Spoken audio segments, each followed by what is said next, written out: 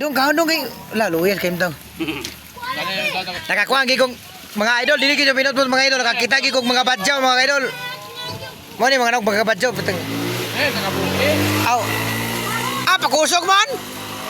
Lagapa ko nahan. Tusok. Agoy tosok. Haong ipakaon ng mga badyaw mga idol mo ni oh. Luya kayo. Mo ni ilang kaihi nugod siya mga idol kagutom. Oh. Kana mo ni kanang wala siya mga idol mga 65 ra nang hunahuna na din. Iyahang pagumangkon. Ya kana mo ipapa ng bata mga idol kani oh kanang kakaon. Badyaw lagi bro. Pila ka percent?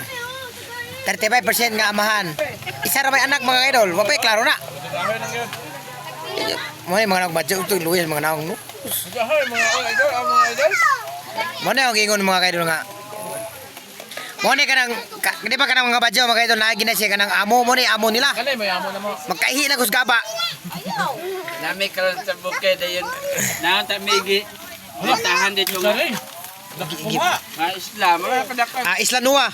Tunuan bag. Na sponsor ang bata mga idol oh. Kanang bata mga idol oh. Gitagaan ang mga badyaw og ano? Ano na? Si Charon gumikan sa kapobriho nila mga idol mo na mga Luis kay tang yon. Problema kay nang iya kumit kan buhay. Nanluna sila. Oh, Para makapalit